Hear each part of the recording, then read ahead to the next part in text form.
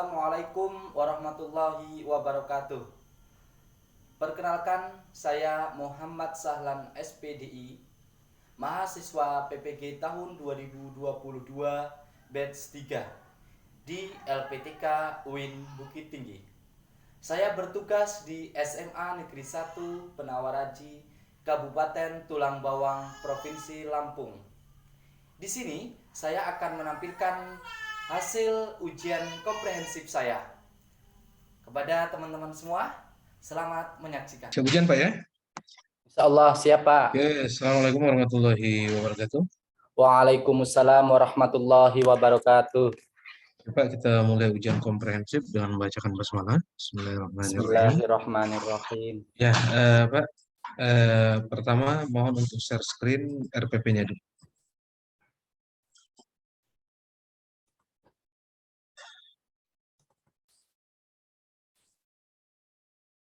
Sebentar Pak.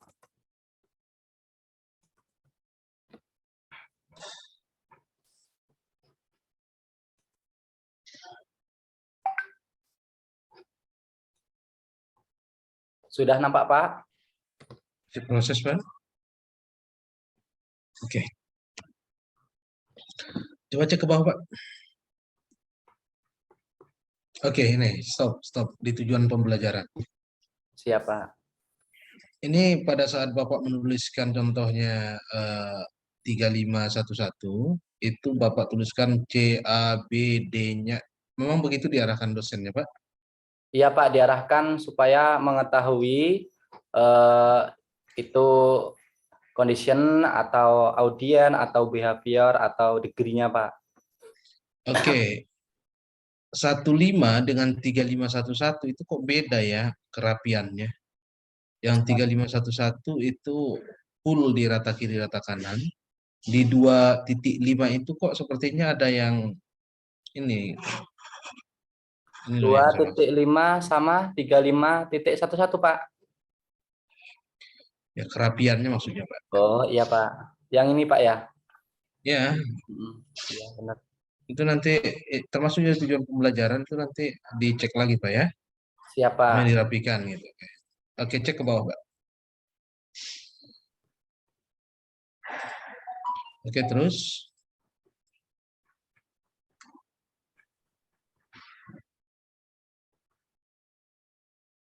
Oke, terus. Coba lihat kisi-kisi soal Pak.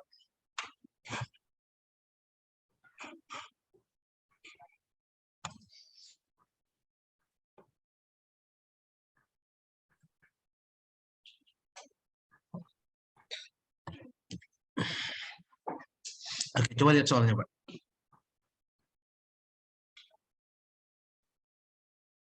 Oke, terus. Nah, oke. Oke, silakan ditutup Pak.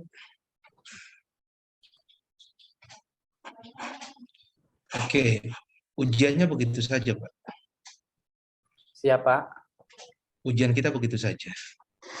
Tapi Bapak apa yang Bapak tulis perlu juga saya tanyakan. Ya, siapa? Ya, pertama yang ingin saya tanyakan, teori belajar yang Bapak kuasai tentang apa? Materi pembelajaran Pak ya? Ya. Tentang ketentuan berpakaian sesuai dengan syariat Islam. Bukan Pak, teori belajar. Teori belajar Pak. Teori belajar. Problem based learning Pak. Model Pak. Teori. Ya, kayak pendekatan behavioristik, konstruktivistik, humanism. Itu Bapak tahu enggak? Tahu Pak. Oke, bisa jelaskan salah satunya, pilih yang mana?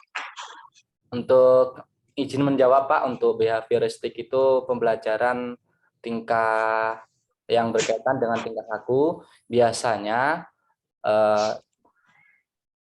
apabila peserta didik mampu dalam menjawab atau mempunyai kelebihan diberikan reward, dan apabila melakukan atau kurang itu nanti ada punishment Pak. Jadi ada reward, ada punishment itu di behavioristik Pak.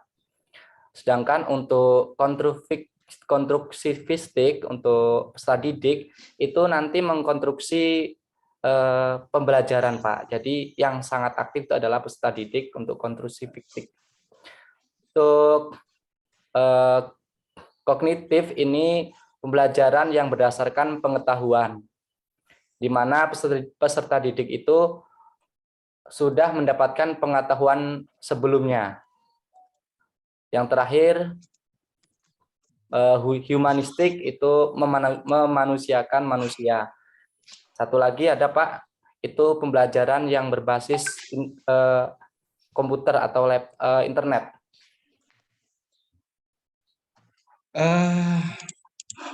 TPACK tahu nggak? Tahu Pak, Insya Apa tuh? Allah. Apa TPACK? Teknologi pedagogik content knowledge Pak, atau pembelajaran berbasis dengan internet.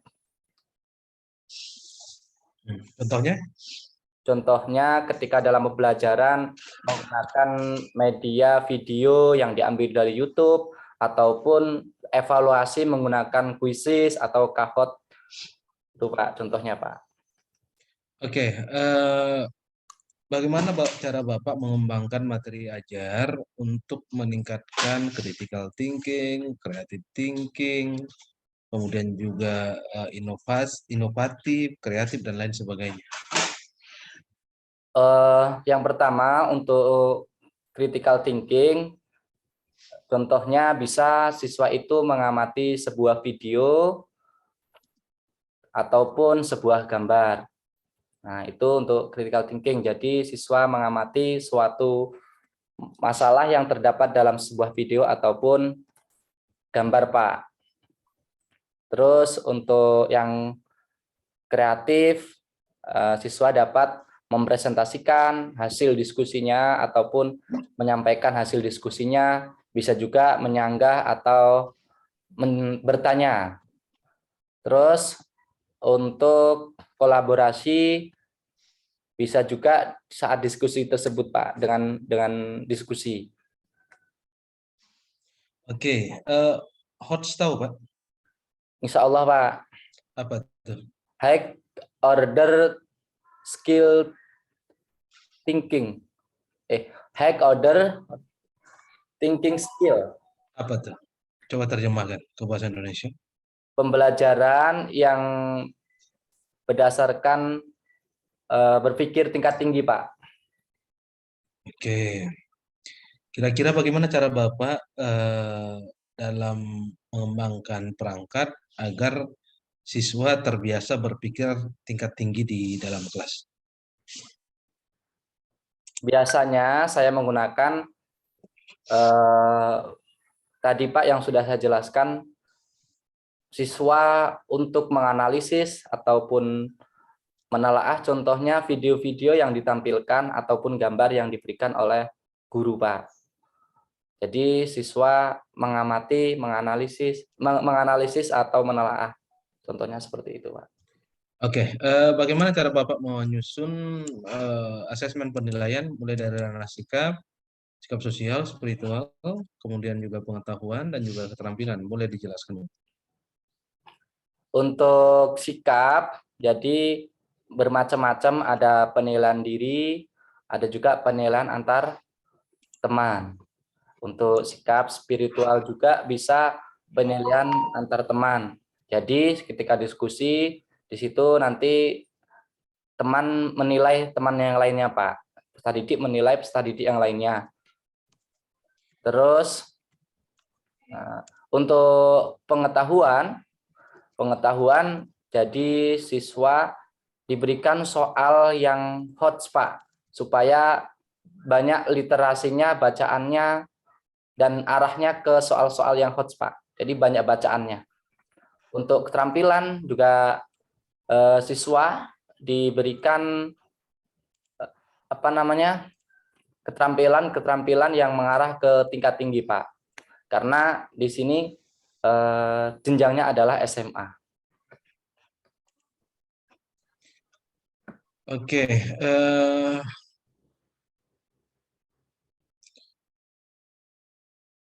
apa saja unsur TPCK yang Bapak gunakan dalam proses pembelajaran? video pembelajaran yang pertama, terus untuk evaluasi saya sering menggunakan Quizzes Pak yang saya buat sama Google Form karena di situ siswa sangat senang ketika mengerjakan soal dan muncul nilainya secara langsung. Oke.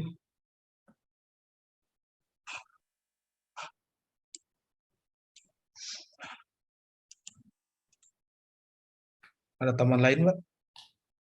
Untuk TPACK Pak, Ya. sebenarnya siswa diberikan suatu masalah, nanti siswa untuk mencari di Google ataupun YouTube Pak, diberikan ini. Karena di sekolah sudah diperbolehkan untuk SMA menggunakan membawa HP ke sekolah supaya untuk memudahkan pembelajaran. Oke. Oke, Pak Salan, kita sudah selesai ujian.